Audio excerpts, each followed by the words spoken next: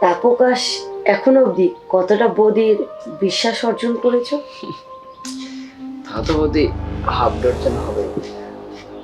তাই বুঝি? হ্যাঁ সত্যি? একদম সত্যি।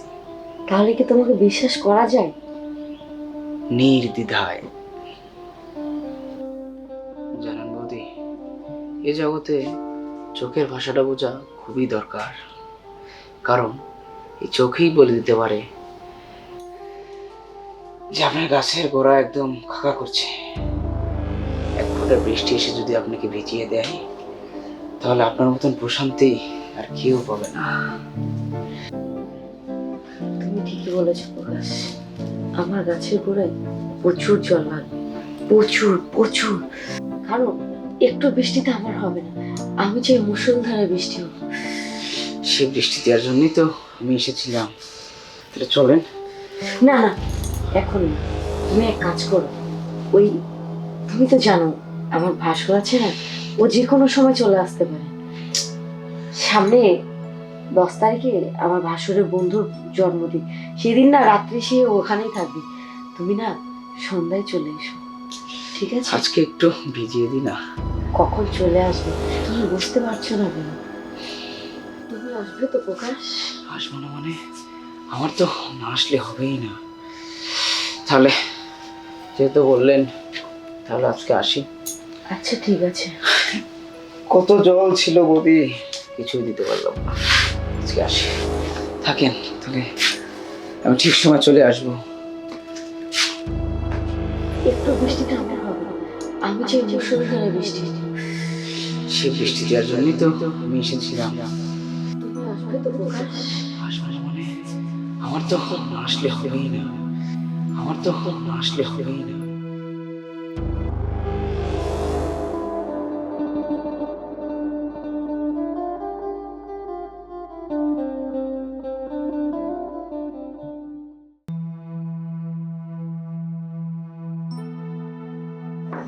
বৌদি, বৌদি, আরে ও বৌদি, তুমি এসেছো? আসো।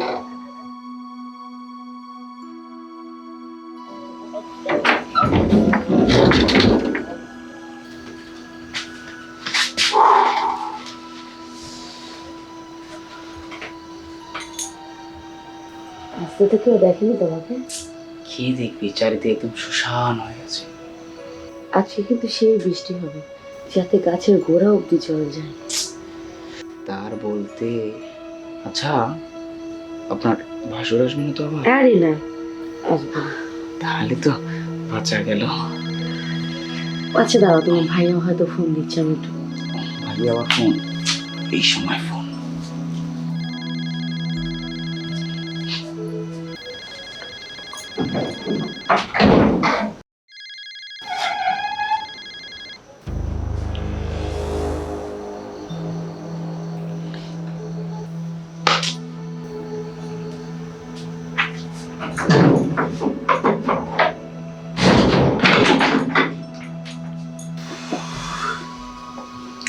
বৌদি এসেছো? তোমার কাজকাম সব শেষ? তাহলে চলো শুরু করি। শোনো, কোনো কিছু যদি চুরি করে খাও তাহলে স্বাদ পাওয়া যায় না, কিনে খেলে তাতে কিন্তু অনেক স্বাদ। এর জন্যই বলছি একটু থেমে খাও, খুব মজা পাবে।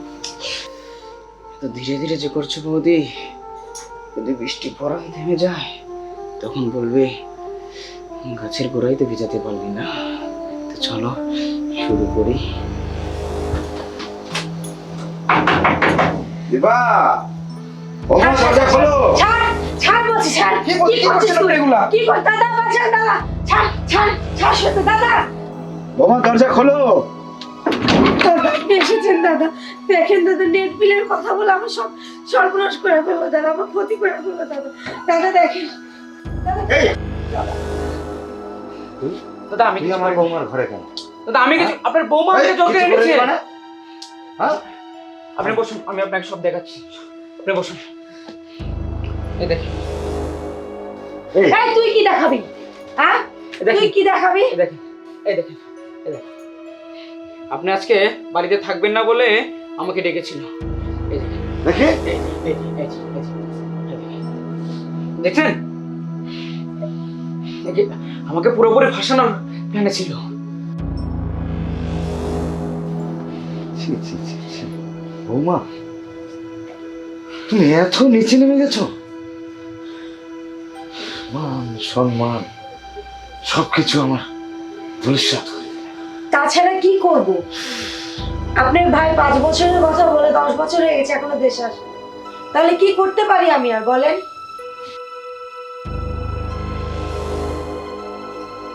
তাই বলে পরপুরুষ ডেকে নিয়ে আসবে তুমি? 100 বার আনবো, 1000 বার আনবো। এই আনার পিছনে আপনিই দায়ী।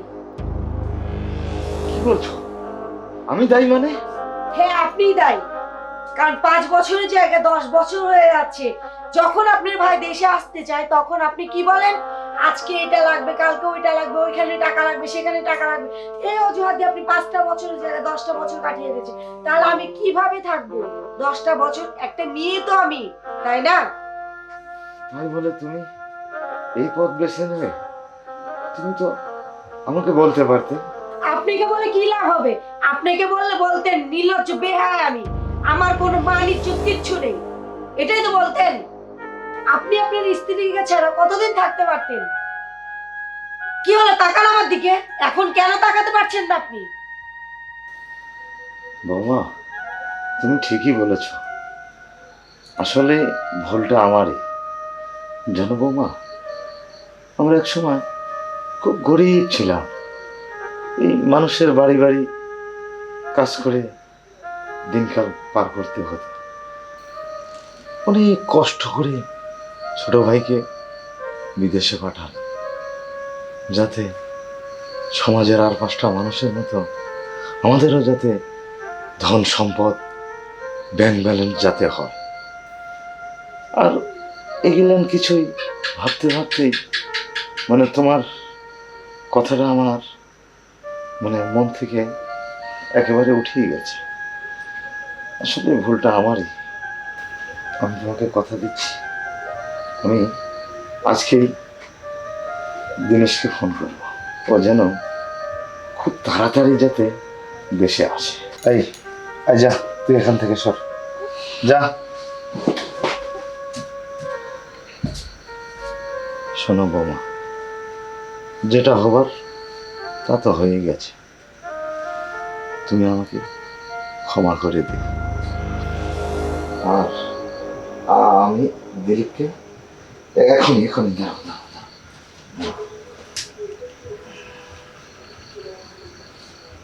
দাও দাও। হ্যাঁ, রিং আছে। হ্যালো দিলীপ। হ্যাঁ দাদা, নমস্কার। হ্যাঁ, নমস্কার। তুই ভালো আছো ভাই? হ্যাঁ দাদা, ভালো আছি। তুমি ভালো আছো? হ্যাঁ, আমি ভালো আছি। এই, তোকেও যে আরো 2 বছর থাকতে বলেছিলাম না, হ্যাঁ। ও থাকার দরকার নেই। তুই তাড়াতাড়ি দেশে চলে আয়। আর যদি পারিস কাল পরশুর মধ্যেই চলে আয়। ভগবানের আশীর্বাদে যতটুকু সয় সম্পত্তি করেছি, এই সারা জীবন 2 ভাই নেড়ে চেড়ে খালে আমাদের অভাব হবে না। তুই বাড়ি চলে আয় ভাই, চলে আয়। আচ্ছা আচ্ছা, ঠিক আছে ঠিক আছে। খুব তাড়াতাড়ি দিনেশ চলে আসবে। তুমি এ বিষয়ে কোনো টেনশন করো না। যেটা হবার সেটা হয়ে গেছে। এগুলো চিন্তা ভাবনা মাথা থেকে দূর করে দাও। আমি আসি।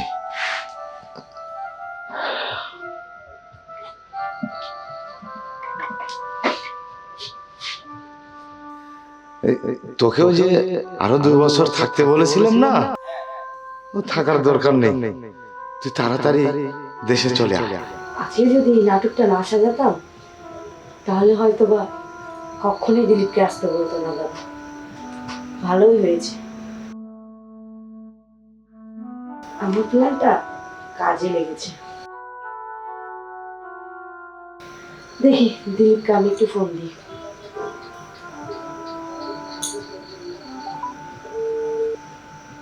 হ্যালো দিলীপ, হ্যাঁ, কেমন আছো? তোমাকে ছাড়া কেমন থাকবো বলো?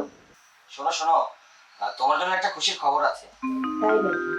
শোনো, ওই যে দাদা বলেছিল আমাকে আরো 2 বছর থাকতে হবে, সেই দাদাই আবার আমাকে ফোন করেছিল, বলছে যদি পারিস কালকেই তুই চলে আয়।